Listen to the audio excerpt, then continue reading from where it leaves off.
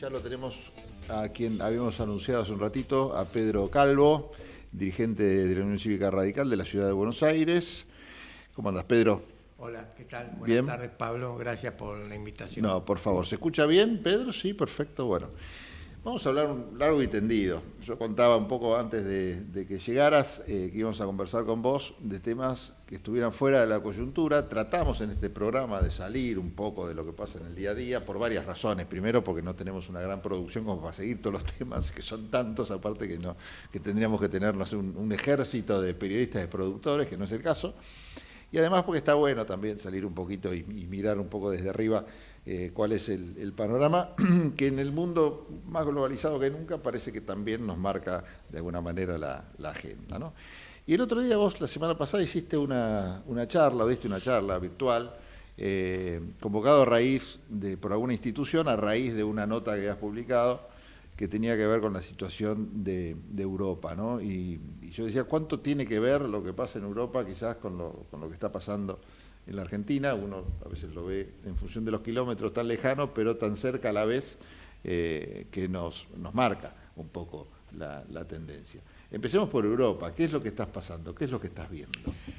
Bueno, indudablemente Europa, estamos hablando de que marcó un poco el rumbo de lo que llamamos el Occidente, donde después de siglos de guerras, de enfrentamientos de distintas características, logró después de las dos guerras mundiales, de la Segunda Guerra Mundial, digamos los 50 años de mayor desarrollo y plenitud de lo que se llamó el estado de bienestar y al mismo tiempo de ampliación a los derechos humanos. Sí. En un marco que parecía imposible de paz, de construcción, de solidaridad, de equidad entre los distintos países, bueno, y que hoy se encuentra en pleno corazón de Europa frente a la invasión de Rusia a Ucrania, y bueno, y hay una crisis profunda que se esté dando. Y en el marco de un contexto donde hay cuestionamientos fuertes, hay hartazgos, hay broncas potenciados en la pospandemia. Claro, esto creo que es una, podríamos decir, una suerte de bisagra también, que lo que hace no es cambiar de rumbo, sino consolidar algunas experiencias que tienen que ver con desde el individualismo como sociedades, hasta también el nacimiento de algunos extremismos que parecían una cosa hasta de color y puntuales de algunos países, pero que se vio que fueron creciendo, si bien no todas llegaron al poder, pero sí con importante representación en toda Europa. Sí, a veces es difícil poner un punto, marcar cuál es el punto de inflexión en la historia, porque los procesos sociales y transformaciones profundas llevan décadas, pero quizás un poco caprichosamente podemos decir que a partir de Margaret Thatcher y Ronald Reagan empieza un cambio en Europa y en el mundo, Ronald Reagan en Estados Unidos, lo que implica el imperio de Estados Unidos, etcétera, etcétera. Ese cambio que se produce en esa década, la década del 80, comienzos de la década del 90, que termina la caída del muro de Berlín, que parece que se consolidan las democracias en el mundo, que la economía social del mercado, la economía capitalista es la que gana, pero tiene un gran problema, producto de crisis que se fueron dando en esos años, la crisis del 2008, por ejemplo, la crisis de las hipotecas en Estados Unidos y en Europa. Son décadas que profundiza la brecha social. Sí, claro. A mayor desigualdad, mayor concentración de la riqueza. Y eso lo explica claramente en sus trabajos, por ejemplo, Piketty, claramente, donde en esos países centrales, ni hablar en nuestros países de Latinoamérica, se ha profundizado. Los ricos son cada vez más ricos, los pobres y los sectores medios cada vez tienen mayores necesidades y mayores pobrezas. Todo eso fue germinando, fue incubando, por ahí lo que podemos decir, el huevo de la serpiente y creando las razones de un quiebre fuerte entre la dirigencia política, las élites, y entre los sectores populares, ¿no? Las sociedades. Ese quiebre se profundizó fuertemente en estos últimos años y por eso decía que hay un punto de inflexión, también marca la pandemia y el coronavirus. Ahora, uno puede pensar también que ese fracaso, en todo caso, de lo que fueron las políticas del capitalismo, para sintetizarlo, ¿no? Durante todos esos años, tendría que llevar automáticamente a un freno de esas políticas y un volantazo hacia otro rumbo. Pero parece que lo que pasó fue una especie de decir, bueno, ante la crisis aceleramos. Sí, no está claro en qué dirección vamos, porque ahí lo que era la aceleramos hegemonía a lo de loco. Estados Unidos, se cayó el muro de Berlín, Sí. se cae la Unión Soviética, parece que hay un modelo triunfante, es decir, el mundo se divide en dos, se divide Berlín, se divide Alemania, se divide el mundo. Por un lado la mirada, si querés, de las democracias como nosotros la entendemos, las democracias liberales, occidentales, con una economía de mercado, agrupado también alrededor de su acuerdo militar y estratégico, la OTAN, viene el plan Marshall, se reactiva Europa, se construye desde una cosa extraordinaria y con base en Alemania y en Francia la Unión Europea, y por el otro lado lo que se dio la Unión de Repúblicas Socialistas Soviéticas, una economía centralizada, planificada, con otra mirada de organizar el Estado, con partido único, con pocas libertades individuales o los derechos que nosotros consideramos y consagramos como las democracias liberales, y el Pacto de Varsovia que los aglutinaba. Entró en crisis el modelo y parecía Estados Unidos un capitalismo triunfante y reinante. Pero bueno, en definitiva hoy estamos en un mundo más multipolar, avanza China, las autocracias, y al mismo tiempo las democracias occidentales no dan las respuestas que las sociedades demandan. Claro, sí, y el sistema no es tan claro por lo menos que existan esos dos sistemas, el capitalismo. Por eso surge el hartazgo, claro, surge la bronca, por la falta de resultados. Surge lo que yo llamo la derecha de las derechas, sí, el surgimiento fuertemente de los populismos de derecha, Trump en Estados Unidos, Marine Le Pen en Francia, el caso de Erdogan, Orbán, el caso de Bolsonaro en Brasil, es decir, populismo de derecha que también cabalgan sobre la bronca, el hartazgo social, nuevas formas de construcción política y social que se están dando en el fondo, con los avances tecnológicos, con los avances o los cambios, las transformaciones sociales que se han dado, cuestionamiento a la ampliación de los derechos humanos que surgen, y al mismo tiempo, bueno, lo que yo decía, China, y que esto también estuvo en discusión cuando se dio el coronavirus, ¿no? ¿Cuál era el que daba respuesta más rápido, si el modelo chino o el modelo de las democracias occidentales? Y al mismo tiempo veíamos que había un cuestionamiento muy fuerte dentro de las democracias occidentales, quienes negaban el encierro, el confinamiento. Ni hablar de los que rechazaban las vacunas, ¿no? Pero había un cuestionamiento fuerte a la Organización Mundial de la Salud, y en el caso de Estados Unidos, ¿no? Trump era presidente, casi linchan a una gobernadora y en las escalinatas de un estado estaban armados y rechazando el confinamiento y la paz. Es decir, y los vimos en nuestros países con marchas que se hacían rompiendo los protocolos. En Alemania surgieron en la puerta de Brandenburgo grupos neonazis con los carteles de Angela Merkel vestida de presidiaria en ese entonces, en algunos países nórdicos también. Me acuerdo en España las marchas se hacían en el barrio de Salamanca, que es el barrio de mayor poder adquisitivo de Madrid. Porque además, por ejemplo, los jóvenes que se sentían fuertes por ahí físicamente, pero bueno, no podían ver por ahí a sus novias, a sus parejas, no podían ir a tomar una cerveza con los amigos, ni hablar los que tenían dificultades para seguir trabajando, para llegar a fin de mes, para llenar la heladera. Bueno, todo esto fue germinando un grado de rechazo fuertemente a los oficialismos, y bueno, vinieron las respuestas. Que se expresan políticamente. Sí, claramente. Y por otro lado también, desde el otro lado se veía que quizás algunas políticas al revés, ¿no? Más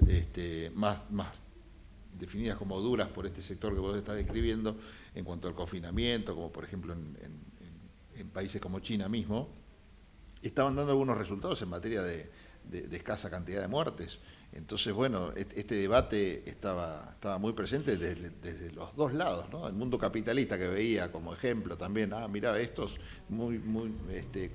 coartarán las libertades, qué sé yo, pero fíjate los pocos muertos que... Claro, estaba en debate eso, nunca se sabe bien la capacidad de respuesta de China, lo que está claro que las autocracias tienen una inmediatez en la respuesta que por ahí no la tienen las democracias. La democracia necesita un debate, claramente, de posiciones, hay otra forma de procesar las diferencias. Enhorabuena, me parece que esto es importante porque permite el pluralismo, cosa que no permite las autocracias. Entonces, bueno, eso estaba en cuestionamiento, dos modelos, y además, bueno, está claro que el modelo económico chino era un modelo exitoso. y un modelo que hoy está disputando la hegemonía mundial. Claramente. Entonces, frente a eso, hoy Trump, por ejemplo, plantea claramente que él va a desactivar el conflicto entre Rusia y Ucrania y que la competencia comercial es con China. Claro. Incluso en estos días acusaba, porque frente a la posibilidad de Taiwán y que va a ser China y el conflicto geopolítico, él decía que Taiwán, que es el mayor productor de los chips en el mundo, le está siendo muy costoso para Estados Unidos y no le permite desarrollarse. Bueno, una discusión, una mirada. Es un tema súper interesante porque vamos a terminar seguramente con esta charla llegando a la Argentina, llegando quizás de a poco, pero hay que analizar bien qué es lo que está pasando en el mundo para llegar desde un buen lugar, ¿no? Desde el conocimiento. Esta batalla que se da en varios campos, ¿no? En el campo económico está claro porque vemos esto, ¿no? Esta competencia de mercados, pero también se da desde un punto de vista ideológico y a quienes representan estos dos sectores, por denominarlos de alguna manera, porque si vos vas a lo que es cantidad de habitantes que pertenecen a uno y otro lado, China solo, bueno, ya creo que te gana, y no sumes otros países que estarían dentro de esa lógica. En el futuro, India es la potencia que está emergiendo, ¿no? Exactamente, bueno, India con la cantidad que va a superar de en cantidad de habitantes a China. Sí, pero me parece, Pablo, que tenemos que rescatar, y yo en el artículo que había hecho en la charla que hice en la Universidad del Museo Social invitado y en el Observatorio de Calidad Republicana, a partir de las elecciones en Gran Bretaña y Francia, que fueron un poco la sorpresa. Digo, el caso de Gran Bretaña, por ahí la sorpresa no es que ganaron los laboristas, sino que gobernaran tantos años los conservadores con malos gobiernos. Pero me parece que en los dos, que fueron sorpresa, sobre todo en Francia la segunda vuelta, debemos rescatar algunos hechos. Primero, la revalorización de la política, ¿no?, que se dio tanto en Gran Bretaña como en Francia, y nos obliga a nosotros en Argentina a repensar la política. Frente a un Milei que agrede la política para darle la cata, la diferencia, ahí se buscó una salida, una alternativa política, la construcción de una alternativa. El marco de unidad que se dio. Es decir, pues si hablamos de repensar la política con partidos políticos sólidos en Gran Bretaña, el laborista tiene más de 100 años de antigüedad, ¿no? Pero en el marco de unidad que se buscó dentro del mismo laborismo, después de la crisis de liderazgo de John Corbyn, que tenía unas posiciones más, si se quiere, de izquierda, y hubo un tejido muy fuerte de buscar aglutinar en un marco de unidad a todos los sectores del laborismo. Y en el caso de Francia, ahí se ve más claramente, ¿no? Donde, bueno, resurge el Partido Socialista, pero se da una unidad en pocas horas, en 48 horas, entre las distintas fuerzas que integran la alianza que termina triunfando al frente. Ahora la tercera es que me parece importante para rescatar, que había un mensaje de futuro, un mensaje esperanzador. Porque sobre eso se hablaba mucho que los sectores juveniles, cierto, se están expresando en los distintos, y que lo vemos acá en Argentina, en quienes expresan una mirada de la derecha de las derechas, o del populismo de derecha, pero está claro que los sectores juveniles apoyaron tanto al Partido Laborista como en Francia a la izquierda, a la propuesta de centro izquierda. Entonces me parece que este es otro dato importante para tener en cuenta en Argentina, y la defensa del Estado y de las políticas públicas, la defensa de las políticas vinculadas con la educación pública, la salud pública, la defensa del cambio climático, que el gobierno de Milei agrede, desconoce y cuestiona fuertemente la Agenda 2030, y aquellas políticas vinculadas con los derechos de la minoría y las políticas de género. Ahora, también es preocupante, digo, esto lo podemos trasladar rápidamente a la Argentina, pero sigamos con el foco en Europa, ver cómo el voto es pendular, ¿no? La intención de voto es pendular, porque esa misma gente que terminó hoy sacando al conservadurismo de Inglaterra es la que te pedía a gritos el Brexit, y que si bien sacaron también rápidamente al primer ministro, y hubo también ahí otra primer ministro que lo reemplazó y duró poquito tiempo y todo, pero siguieron con la misma tendencia casi sin ningún problema.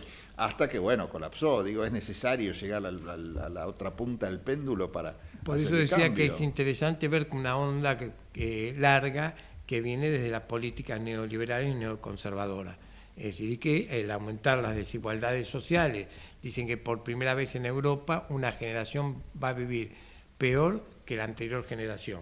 O sea, hoy los hijos están viviendo peor que sus padres. Hace pocos días un reportaje en un diario importante acá de nuestro, a Schulz, que fue presidente del Parlamento Europeo, y planteaba, bueno, que en definitiva lo que quiere cada trabajador es vivir bien, ver que sus hijos tengan un futuro, que no se, que tengan la posibilidad de trabajo, de un crecimiento individual. Básico, ¿no? Y bueno, y que las políticas en estas décadas no la han No está dado, porque se respondiendo. han profundizado las desigualdades sociales. Si eso sucede en Europa, en Estados Unidos fuertemente. Es decir, lo que yo, si me permitís, lo que suelo decir que acá en Argentina, y en el caso de Milei, es como los viejos cartones de lotería, que con Milei llenamos todos los casilleros. ¿Por qué? Porque nadie puede negar que Trump defiende al cinturón industrial de Estados Unidos y tiene el voto blanco de los viejos trabajadores y plantea su competencia con las políticas de China, con un proteccionismo. Tiene una política marco industrial. proteccionista, claramente. Pasa lo mismo con Le Pen en Francia, que además hereda los votos del viejo Partido Comunista de los cinturones que rodean a París, y así sucesivamente. Nadie puede dudar que Trump, desde una mirada que podemos disentir, él quiere Estados Unidos número uno. Es un nacionalista total. Sí. Es claro, nacionalista, el imperio, la mirada del imperio. Ahora, ni Milei defiende las políticas industrialistas. Para él es una aberración hablar de justicia social, y además el concepto de patria y de nación no lo entiende. No está en su categoría social, en sus análisis. Ni las políticas de un Estado fuerte, que defiende Le Pen, que defiende su socio Abascal. Sí. Pero él no. Supuesto. Por eso Sí, yo digo es que una con Milei incoherencia total. llenamos todos los números de la lotería rápidamente. Sí, o al revés, no llegás ni uno. Porque No, los termina- peores, decimos bingo. No tenés Bingo, que- sacamos bingo. Sacamos bingo Es como sin tener- siempre los matices, Claro. las particularidades de nuestro país, y bueno, y nos llamamos la atención. Sí, Un no, personaje llama muy la atención particular. eso, ¿no? La admiración que ha manifestado más de una vez el presidente por casos en los cuales después, a la hora de llevar adelante políticas en el patio propio, realmente no aplica, o por lo menos a nivel ideológico, no se corresponden con eso que tanto dice admirar. Pedro, nos tenemos que ir a una pequeña tanda. Yo te invito a que te quedes un rato más, así Cómo no, con mucho ya gusto. nos instalamos por ahí en la Argentina. Si nos queda igual algo algún pancito para mojar en Europa, seguimos, pero me gustaría traer todo esto que viniste comentando un rato a la Argentina. Cada vez veo menos. Qué cosa, ¿no? ¿Vos ves bien, Pedro? ¿No tenés anteojos, nada? ¿O tenés? No uso, ahora por ahí me cuesta un poco de lejos. Ah, yo me acuerdo que estás acá porque me acuerdo de cuando lo que anterior, si no sos una especie de nube. Esa por cosa ahí. misterio, ¿no? Porque yo iba al cine y si me olvidaba los anteojos, olvídate. No veías nada. Muy limitado el inglés o el francés, más o menos entendía, pero... y de golpe, bueno, recuperé la vista. ¿Por qué este interés tuyo en la política internacional? Bueno, parece que hay que hacer una lectura de hacia dónde va el mundo, Sí. y vivimos en un mundo cada vez más interdependiente, globalizado, y Argentina no vive en una isla. Entonces es una obligación, me parece... ¿Qué lectura ¿verdad? pensás que hace el presidente Milei del mundo? Me parece que el presidente Milei lee aquellos datos que son favorables. Es como el hincha de Independiente. Vos sos de Independiente. Soy de Ferro. Yo. Ah, de Ferro. Sí. O por dar un ejemplo, gana 2 partidos, sí, y festeja, y parece que volvió Bocini y la Copa del Mundo, pero en realidad no tiene jugadores, no tiene equipo, tiene deudas económicas y demás. Sí. Entonces Milei solo ve los datos buenos. Festejaba por adelantado el triunfo en Francia, cuando fueron las elecciones del Parlamento Europeo. Ya está esperando el triunfo de Trump, que además puede ser una necesidad porque apuesta, como Macri recibió en su momento, 40.000 millones de dólares del Fondo Monetario Internacional, que se fugaron, lo fugó Caputo, en propias palabras de Milei, que está ahí en las redes dando vuelta cuando Milei dice que era un ladrón corrupto que había fugado 40.000 millones de dólares. Entonces está esperando, bueno, que Trump gane y que lo ayude, porque está claro que está raspando el fondo de la olla a ver dónde consigue los dólares. La dolarización que prometió y que tenía no sé cuántos miles de millones para venir a la Argentina, nada, cero. Y estas señales, por ejemplo, hasta del propio capitalismo y primer mundo, bueno, lo hablábamos en el bloque anterior, ¿no? Que son ajenas a lo que Milei hace en su país, ¿no? Esto es el proteccionismo estadounidense o la tendencia que vos comentabas también de países como Inglaterra y Francia, que frente a un avance del capitalismo o neoliberalismo que se da contra la pared, termina por opciones más de color o de tinte socialista. Todas estas señales que manda el mundo, tanto desde la derecha propia hasta la izquierda, que no irían en la misma línea que Milei. ¿Cómo te crees que las toma? Me parece que hay datos que hablábamos de la pandemia, por ejemplo, hay datos que el mundo empezó a discutir de otra forma. Ni hablar ahora un eventual triunfo de Trump, ni que cuestiona fuertemente a Europa, dice basta de poner plata para defender militarmente a Europa, que paguen ellos. Pero digo, por ejemplo, la pandemia. Se volvió a hablar de la soberanía alimentaria, la soberanía energética, mucho más a partir de la invasión de Rusia a Ucrania. Toda Rusia dependía de el gas que le daba que le daba Rusia. Soberanía alimentaria, que es algo muy importante para los franceses.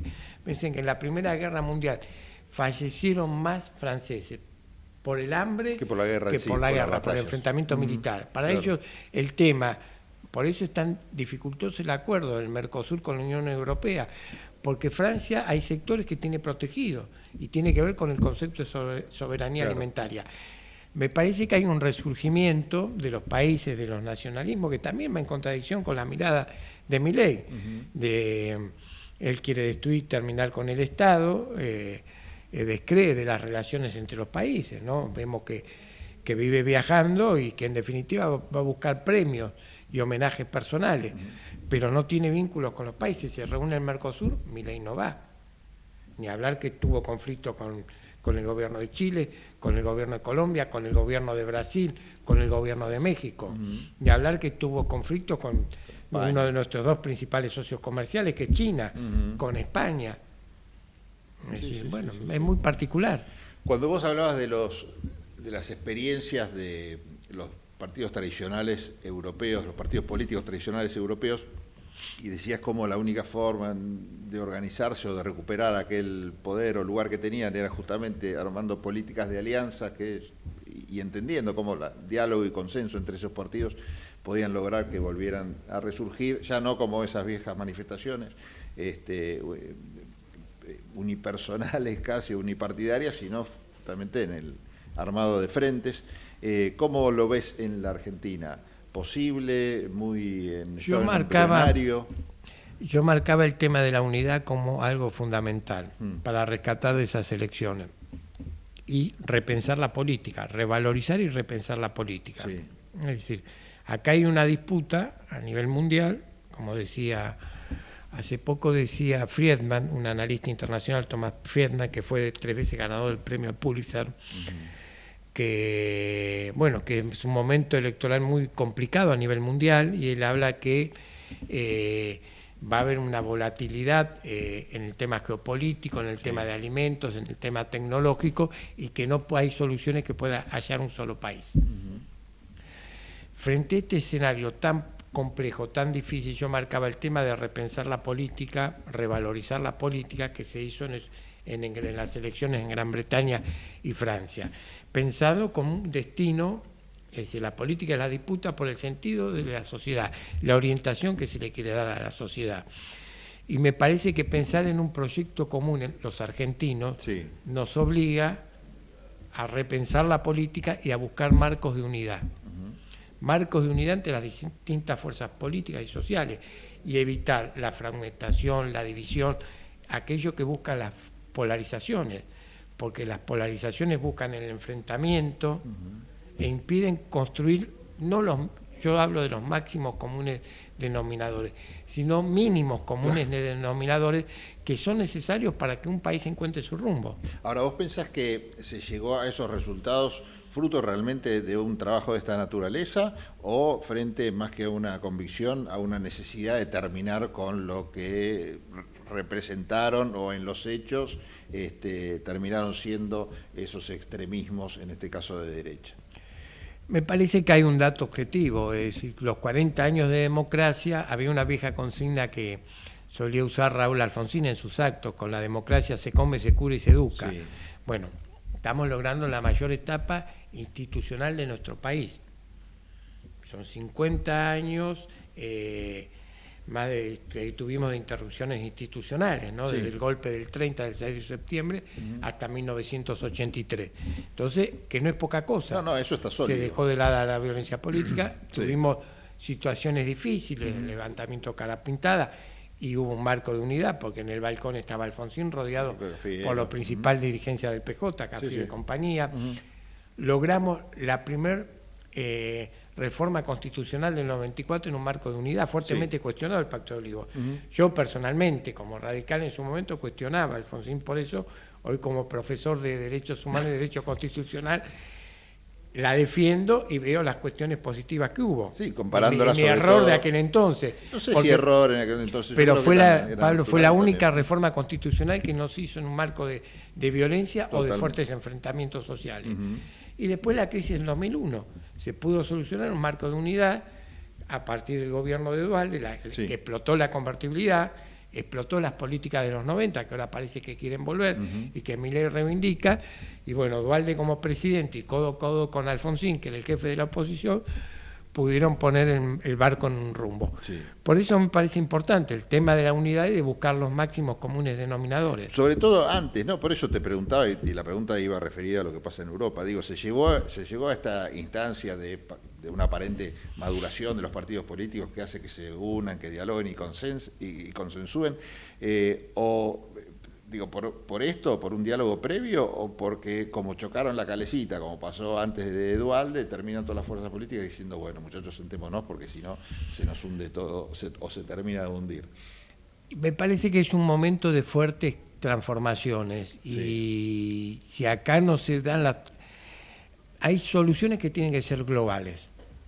Hoy se estaban planteando en las Naciones Unidas un tema vinculado, por ejemplo, con la evasión impositiva, es decir, acá se está hablando de billones de dólares que las grandes empresas, las grandes corporaciones y las grandes fortunas evaden. Este es un dato objetivo, es decir, tiene que haber una respuesta global. Entonces, como decía recién lo de Friedman, hay soluciones que tienen que ser globales, como en su momento se buscó soluciones globales al tema de la pandemia, la vacuna, se buscó soluciones globales después con las características y la particularidad de cada Estado. De la desigualdad por ejemplo, social. Claro, es decir, acá si no se avanza fuertemente para romper las desigualdades sociales, esa brecha que se profundiza. El tema de los chalecos amarillos en Francia fue ayer nomás y está a la vuelta de la esquina. Sí. Entonces, si acá no se detiene esta profundización que se está dando de la brecha social, donde los sectores medios están fuertemente golpeados, donde los sectores la pobreza ni hablar. Es decir, hoy Europa tiene dos conflictos muy fuertes, el tema de la inmigración y el conflicto de Medio Oriente, que se está trasladando incluso en Estados Unidos en el debate sobre el conflicto en Medio Oriente. Es decir, son dos temas violentos que está requiriendo madurez y responsabilidad de las dirigencias. Entonces acá vivimos durante décadas una especie de una relación de concubinato entre los grupos económicos, los grupos políticos y también los grupos mediáticos. Es decir, un trípode muy fuerte que articuló un modelo de sociedad que se agotó. Como yo decía al principio, Europa mostró en esos 50 años después de la Segunda Guerra Mundial el mayor nivel de desarrollo, de bienestar, con las políticas del Estado de bienestar, de ampliación de derechos humanos. Bueno, en las últimas décadas eso entró en crisis y esto es lo que hay que encontrar una respuesta. Sí, parece igual que vamos como un ritmo un poco desfasado, ¿no?, de lo que está pasando, por lo menos a nivel de toma de conciencia. Hemos tomado 2 o 3 casos de Europa, de lo que está pasando en la Argentina, ¿no? Porque recordemos que en realidad ese cambio de rumbo tan drástico se dio hace unos poquitos meses en la Argentina, ¿no? Estamos en julio, parece que pasó una eternidad, pero en realidad fueron 7 meses. Bueno, De cambio de Milei rumbo. es emergente del hartazgo social, de Claro. la crisis, de la falta de respuesta que yo decía en estos 40 años. Ahora, si me permitís, me gustaría recordar una frase de Pinochet, Ajá, muy bueno. particular y que me parece que un poco, obviamente no quiero comparar a Milei con Pinochet. Milei es electo en elecciones, un gobierno democrático, más allá de que tenga algunas características de cierta violencia en el discurso, sí. de decrecimiento de las instituciones democráticas. Pero Pinochet decía, estábamos al borde del precipicio y dimos un paso adelante. Que no nos pase eso con Milei. Pedro, te agradezco mucho que hayas venido por el programa. Bueno, quedan un montón de temas pendientes porque yo creo que eso es lo más interesante justamente, lo pendiente que hay en todo esto, en todo este armado que decías, un armado que se ve hoy por hoy desarticulado, cuando uno tiene que analizar los partidos políticos, y ahora te hago una última que no sé si te va a molestar o no, pero uno analiza todos los partidos políticos y te das cuenta que no saben para dónde ir. Y te pregunto en ese marco, ¿para dónde va el radicalismo? Me parece que el radicalismo, como votó la gente, tiene que tener claramente una oposición, con proposiciones, con propuestas. Una oposición con propuestas. Nosotros nos oponemos a Milei, fuertemente. No es lo que pasa en la dirigencia, en los bloques parlamentarios, esto es una realidad. Vuelvo a lo que decía hace un rato, también en el radicalismo, como en el peronismo y en otras fuerzas sociales, hay una disputa. Y una disputa clara de cuál es el rumbo. Yo creo que el radicalismo tiene que ser opositor y buscar construir ya una alternativa dialogando. Me parece que es una etapa que hay que reflexionar, hay que estudiar los problemas, hay que leer sobre los problemas que tenemos los argentinos y dialogar y escuchar a todos los sectores para construir una alternativa a lo que representa Milei y la derecha de las derechas. ¿Hoy está pasando eso? Hay que caminar en esa dirección. ¿Hoy está pasando eso? Y algunos lo tienen más en claro, otros no. Será el debate del radicalismo y veremos cómo se posiciona para el año que viene. Gracias, Pedro. Gracias a vos, Pablo. Gracias. Bueno, estuvo con nosotros Pedro Calvo. Vamos a un poquito de música, Javi, y cerramos el programa.